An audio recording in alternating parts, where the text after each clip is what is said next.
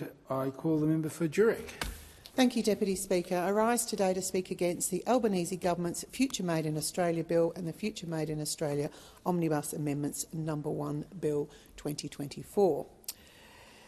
Now, you have to give it to those opposite and their strategists. They really do come up with some very meaningful sounding titles for their legislation. Think of it, in just the last few months we've had the cost of living tax cuts, the nature positive bills, the help to buy housing package, and here we have another clever slogan with Future Made in Australia. Mr Deputy Speaker, how could anyone possibly be opposed to such proposed laws that sound so wonderful, so positive, like they're really trying to solve a problem? Well, unfortunately, again and again, the substance and the results of Labor's legislation fails to live up to the promise of these titles. Those opposite, well, they're consistent, if nothing else. Now, times are tough right now, Deputy Speaker, and I don't get any pleasure in saying that Australians are struggling more than ever before. Since Labor came to office just over 2 years ago, personal income taxes are up by 20%. Real wages have collapsed by 9%. Living standards have fallen by 8%. Household savings are down by 10%. And families with a typical mortgage of $750,000 are roughly $35,000 worse off. Now, businesses aren't immune to higher inflation either. They also have to manage higher rents and also higher mortgage repayments, higher energy bills, higher prices for goods and, of course, the consequences of their customers having less buying power.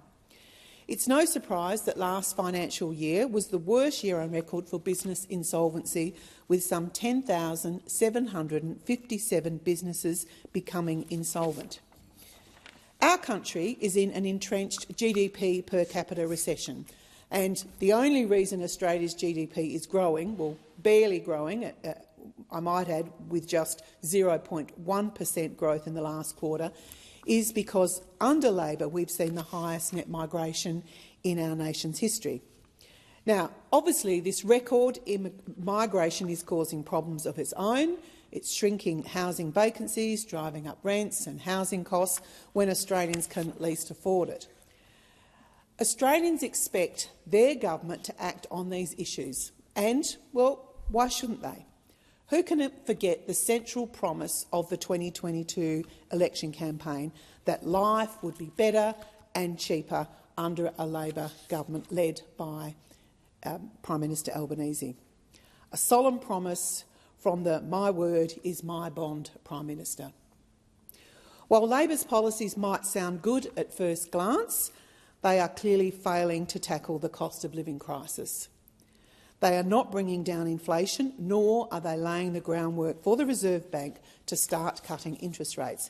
Again, I must say it's unfortunate that Australia is an outlier when it comes to fighting inflation, with our core inflation sitting at 3.9%.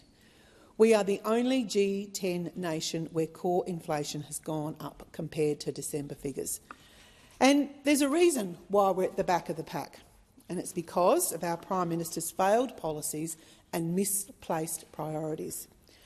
I'm talking about the $315 billion in extra spending. I'm talking about the plan to remove 90% of our 24/7 baseload power. I'm talking about our Prime Minister's focus on ideological pet projects instead of getting back to basics, which is what Australia wants and it's what Australia deserves. And unfortunately, with the introduction of this legislation, the government is doubling down on those policy failures. With these bills, the government is expanding the role of Export Finance Australia and the Australian Renewable Energy Agency to intervene in the market to fund and prop up domestic industries and manufacturing. With this proposed legislation, Labor is again saying that Australia can become a renewable energy superpower, and that they will subsidise the development of domestic solar panel and battery manufacturing. Productivity Commissioner Danielle Wood, the government's key economic advisor appointed by the Treasurer, has said, and I quote, If we are supporting industries that don't have a long-term competitive advantage, that can be an ongoing cost. It diverts resources, that workers and capital, away from other parts of the economy where they might generate high-value uses. We risk creating a class of businesses that is reliant on government subsidies, and that can be very effective in coming back for more." End of quote. So this bill doesn't just mean billions of dollars in more government spending today, but potentially bakes in billions of dollars for decades to come to continue to sustain industries that simply aren't commercially viable. Billions that this parliament will have no say over, nor undergo appropriate analysis. So much for the promises of transparency that the Australian people got just over 2 years ago. Remember that? You only have to look at the government's $1 billion investment in solar manufacturing through the Solar Sunshot program to be concerned with the approach those opposite are taking. We know that the Treasury Department were not consulted prior to this investment decision. That's a real shame, because Treasury's subsequent analysis has said that it is not a sound investment. Similarly, the $1 billion investment in American company PSI Quantum appears equally questionable, given a non-binding agreement with the company was entered into 2 months prior to the expression of interest process. Again, it appears $1 billion of taxpayer money has been rolled out independent of department appraisal, analysis or recommendation. The bills before us do not make the process for investment any less opaque. While I do disagree with the government's approach and will be opposing the bill, I am glad that we are talking about the importance and the future of manufacturing in this industry. Over 900,000 Australians are employed in manufacturing, and I would love to see that number grow. However, the reality is that Australia has several fundamental factors that make us uncompetitive compared to foreign markets. Our corporate tax rate is much higher than the OECD average. Our energy costs are on the rise. Our industrial relations system is far too complicated and costly. We have far too much red and green tape, making it difficult to do business in this country. And our isolation from foreign markets means transportation costs also must be considered. Obviously, we can't control that last point I mentioned, but business leaders, they do have an idea on where we can start.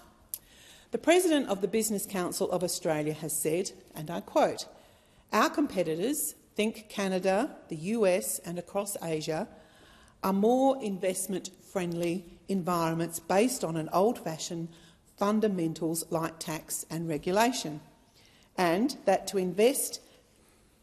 reinvest our economy we must, as a point of national urgency, become a more competitive place to do business." And that's what the Coalition will do. Focus on the fundamentals, not slogans and ideological fairy tales. Now, on energy, we haven't been deterred by the fear-mongering and childish memes of those opposite and have announced we plan to incorporate zero-emissions nuclear power into Australia's energy grid. Now, this is a long-term plan to deliver safe, affordable and reliable energy whilst reaching net zero by 2050, which the Coalition is committed to. Well, to achieve this target, we can't just simply rely upon renewables. That is a fantasy that even foreign left-wing governments can comprehend.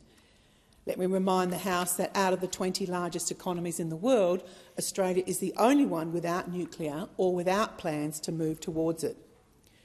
Moving from a mix of renewables, gas and coal to renewables, gas and nuclear will ensure our grid works 24/7 and it is not reliant upon weather patterns. Let's not forget that manufacturing, which this legislation before us is supposedly meant to assist, is incredibly energy intensive. How can they have confidence with reliable 24/7 baseload power under this current government? We've also committed to rolling back the complexity and hostility of Labor's industrial relations agenda, threatening Australia's small, medium and large businesses. We all know that process was about rewarding Labor's paymasters in the union movements, unions like the CFMEU. In terms of red and green tape, we will prioritise the condensing of approval processes and cut back on Labor's red tape, which is killing mining, jobs and entrepreneurialism. Of course, those opposite have no plan to act on the fundamentals I just mentioned and will make the economic environment even worse with their commitment to failing energy, industrial relations and economic policies. I'll also take this opportunity to reassert my commitment to the people of Western Australia. It has been a highlight of my parliamentary career to have fought and won policy battles on behalf of my state. Whilst we have the Prime Minister pre-organises the photo op surrounding our GST agreement, let's not forget who actually delivered that. It was the federal WA Liberal team together with Prime Minister Morrison. Without that agreement, WA would currently be receiving around just 12 cents back for every dollar that we contribute. Given this history, I won't be lectured to by those opposite about how to stand up for Western Australia. Indeed, one of the most laughable things I've heard from those opposite is that with this legislation, they're all of a sudden champions for WA's mining and resources sector. Nothing could be further from the truth. As my electorate of Durack is home to much of Western Australia's resources sector, I meet with the sector regularly. And let me tell you, when I meet with those many representatives, they certainly don't give the government a glowing reference.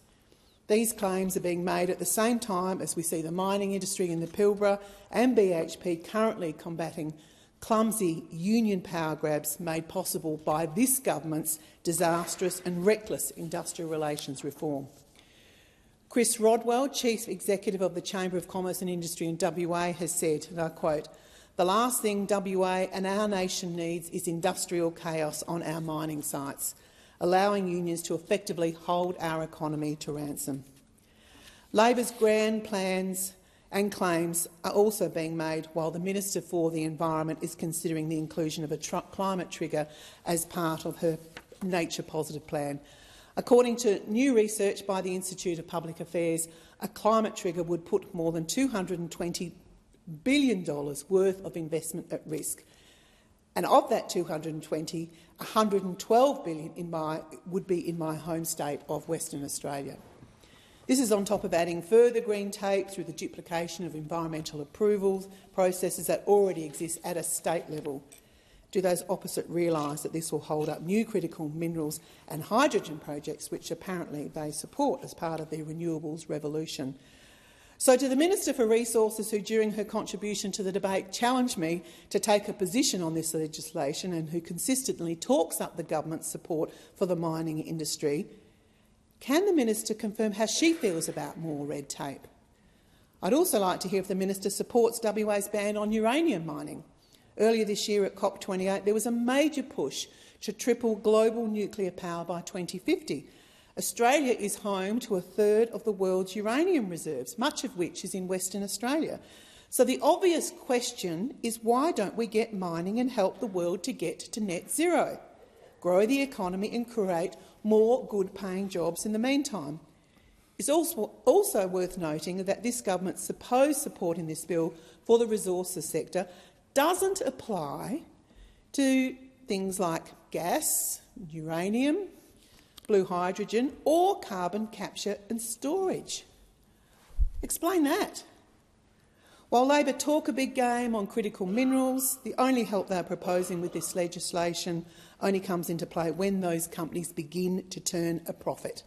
Well, that's little good to companies like Nickel West, who are currently going underwater right now, or to the junior miners who are struggling to get projects off the ground. Now, Mr Deputy Speaker, West Australians, they're not mugs. They understand that Labor will always be more interested in appeasing inner-city voters on the East Coast. They know that, rather than securing good-paying jobs in our regions. They also understand that structural reform is required to support all businesses grow, not just sections of the economy that Labor ideologically obsess over or make snap decisions to get behind. Australia's at a crossroads.